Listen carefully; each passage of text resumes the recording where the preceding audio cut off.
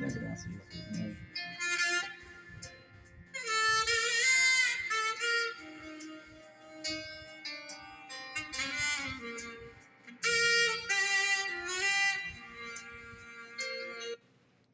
Bom dia, meus amados. A minha saudação a você, meu irmão, minha irmã, em nome de Jesus. Hoje, 2 de novembro de 2024, sábado.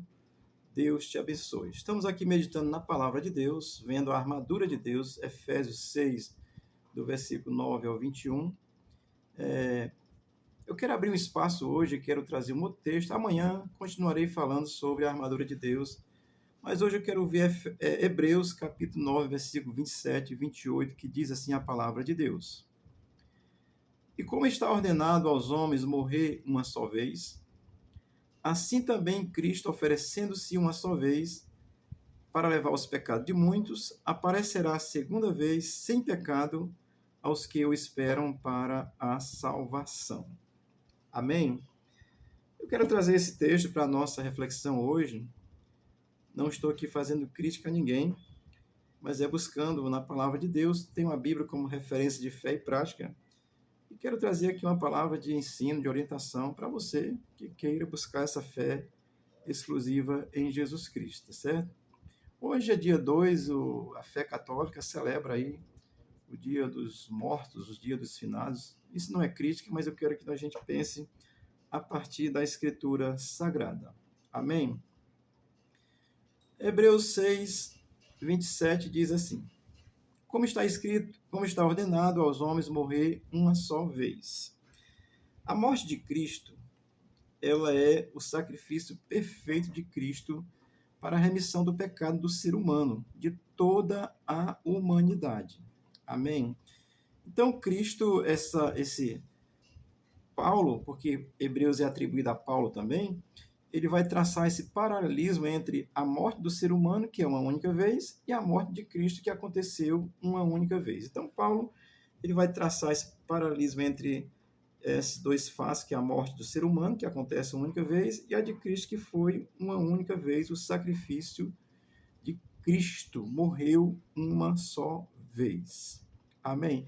Quero abrir só um espaço para dizer que, porque tem pessoas na Bíblia que morreram e ressuscitaram. O caso de Lázaro, né, citar, por exemplo, capítulo 11 do Evangelho de João, quando Lázaro é ressuscitado após 4 dias depois de sepultado, né? Então, ali tem uma razão de ser, mas estou só citando para a gente lembrar, porque o texto aqui está dizendo que a gente morre uma única vez, e você pode ser dos céticos, né, que gosta de teimar, vai dizer assim, mas tem aí, alguns ressuscitaram, outra garota que Paulo ressuscitou, outra que Pedro, um menino que Paulo ressuscitou, e outra que Pedro ressuscitou, então algumas pessoas ressuscitaram, mas o fato é que, naturalmente, a morte física, ela é uma única vez. Então, o autor de Hebreus vai traçar esse paralelismo entre a morte de Cristo, que foi uma só vez, e a morte do ser humano, a morte física, que é também uma única vez. Amém?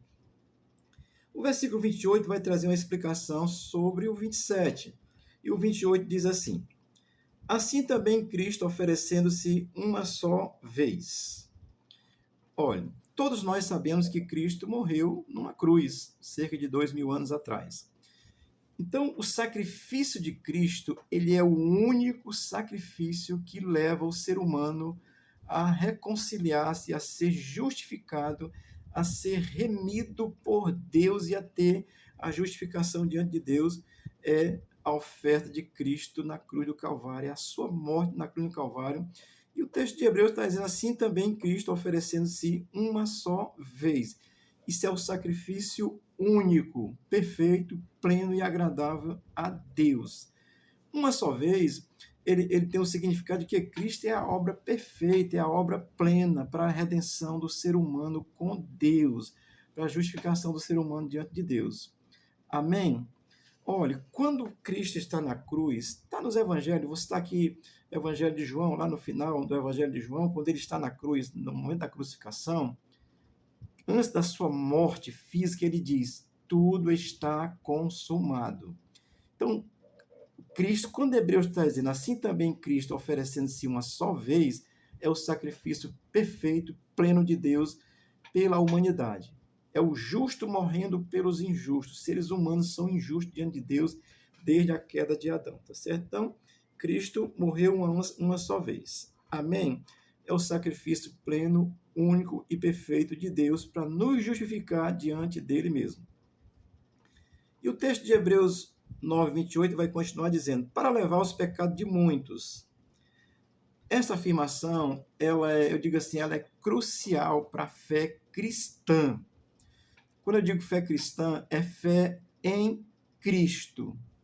Não é fé em qualquer outra coisa que você possa colocar antes de Cristo, ou igual a Cristo, ou até superior a Cristo, não sei. Portanto, ele vai dizer, para levar os pecados de muitos. Essa afirmação, amado, ela é peculiar, ela é extraordinária, você precisa prestar atenção na Escritura. Porque quando o Hebreus diz para levar o pecado de muitos, ele está afirmando o que Cristo ensinou. Capítulo 26 do Evangelho de Mateus, a partir do versículo 15, quando Jesus está celebrando a Páscoa, e ele chama de última ceia, e aí a partir do versículo 26, quando ele estabelece no final da ceia, ele tomou o pão, disse que era seu corpo, aí ele pegou o cálice e disse, isto é o meu sangue, que é derramado por vós, para a remissão de pecado de muitos. Jesus não diz de todos. Quero que você compreenda isso. O sacrifício foi por todos. A morte de Cristo na cruz é o sacrifício feito pela humanidade inteira. A justificação é para os que creem. Foi o próprio Cristo que ensinou isso. Ele disse, quem crê em mim tem a vida eterna. Isso é a verdade do Evangelho, a verdade de Jesus Cristo, a verdade que Cristo ensinou a respeito da vida eterna, da salvação com ele. Amém? Leia lá Mateus 26, leia o 28, ele vai dizer, isto é o meu sangue, o sangue da nova aliança, derramada por muitos para a remissão de pecados. Quando ele diz muitos, é porque Jesus é Deus, ele é onisciente, ele sabe que muitos não iriam e não irão crer. Hoje é dia de você crer em Cristo como seu Senhor e como seu Salvador, tá certo? Entenda isso, Jesus ensinou por muitos e não por todos. Diferenciar isso, o sacrifício é por todos. A justificação é do que crê. Paulo explica isso graciosamente em Efésios, quando ele diz que somos justificados pela fé, e em Romanos também. Amém, queridos? Portanto, estou trazendo essa palavra aqui para você, que você possa pensar nisso. O versículo 28 de Hebreus 9 vai continuar dizendo assim, aparecerá a segunda vez sem pecado. Na primeira vez, Jesus veio como o Filho do Homem para morrer pelo pecado da humanidade. Cristo não tem pecado, mas ele assumiu o pecado da humanidade quando ele vai levar da cruz, porque está escrito na Escritura que maldito aquele que for pendurado no madeiro. Então ele assumiu a maldição do nosso pecado na cruz. Você precisa pensar e entender isso, tá certo? Quando ele diz aparecerá a segunda vez sem pecado, é porque na primeira ele veio para morrer. É o Cordeiro de Deus que tira o pecado do mundo, como está registrado na Escritura. O sacrifício de Cristo é registrado na Escritura em Isaías capítulo 53, versículo do 1 ao 12, quando Isaías descreve numa visão que ele tem, ele descreve a morte de Jesus 600 anos antes de Jesus nascer. Está lá o cordeiro levado a matador e tal, levou sobre si o nosso pecado e tal. Então você lê lá Hebreus, amém. Isaías 53, do 1 ao 12, é o sacrifício de Cristo, já revelado ao profeta no passado. Então, eu quero que você pense sobre isso, tá certo? Quando ele aparecerá a segunda vez sem pecado, é porque a primeira ele veio para morrer pela humanidade, tá certo? É importante saber disso, mano, por toda a humanidade. Agora, é justificado, é salvo aquele que crê, que tem essa fé exclusiva em Jesus. Não tem intermediário entre Deus e o ser humano, a não ser Cristo. Amém? Para o céu não tem atalhos. Amém? Jesus disse, eu sou o caminho. Ele não disse, eu sou um caminho. Ele disse, eu sou o fator determinante, imperativo, afirmativo. Eu sou o. Portanto, estou dizendo essa palavra aqui para você, para que você possa pensar, refletir sobre essas coisas que é importante para a sua salvação, para a sua vida eterna com Deus, no futuro e hoje e no futuro também. Amém? O texto vai terminar de Hebreus 9, 28, dizendo assim, aos que o esperam para a salvação, portanto, aparecerá a segunda vez sem pecado, aos que o esperam para a salvação. Na segunda vinda de Cristo, ele vai implantar o seu reino celestial, que pela fé entendemos que está plantado no coração de quem crê já hoje. Tem essa compreensão, já faz parte do reino hoje, vive por essa fé, por essa convicção, essa esperança convicta de fé em Cristo, tá certo? Portanto, aos que o esperam para a salvação. A segunda vinda, ele vem para estabelecer o seu reino com aqueles que creem nele em vida. Os que morreram crendo, Tessalonicenses capítulo 4, 1 Tessalonicenses capítulo 4, 1, do 13 em diante, vai explicar isso claramente. Quem morreu crendo vai ressuscitar, e quem estiver vivo crendo vai estar com Cristo na vida eterna, tá certo? Estou dizendo isso para que você possa pensar nisso hoje. Eu quero citar aqui Apocalipse capítulo 20, versículo 6, que diz assim: Bem-aventurado e santo aquele que tem parte na primeira ressurreição.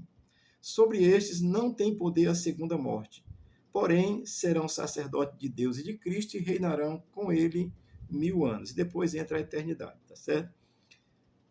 Isso aqui é o estabelecimento do reino de Cristo para aqueles que o esperam.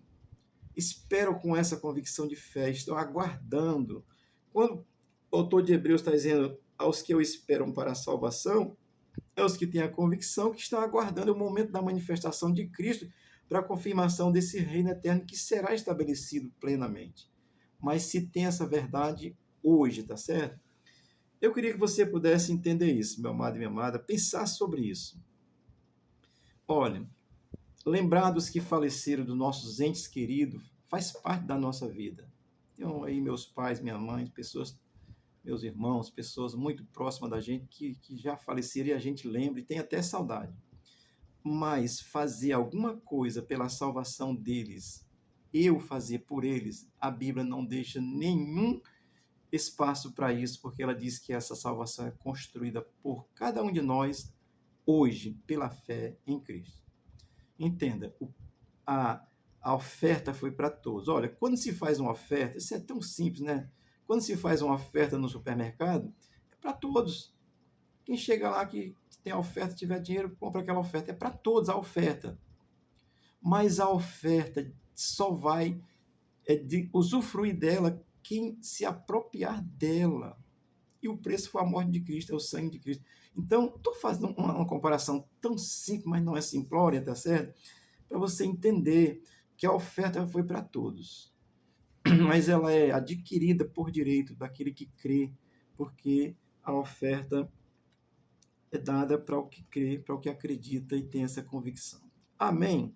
Essa palavra no dia de hoje, lembrar dos nossos entes queridos que faleceram, não faz mal nenhum. Agora, fazer algo por eles você não conseguirá fazer, porque a Bíblia, se você crê na Bíblia como palavra de Deus, a Bíblia não deixa espaço para isso, tá certo? Não tem outro caminho a não ser a fé em Cristo, tá certo?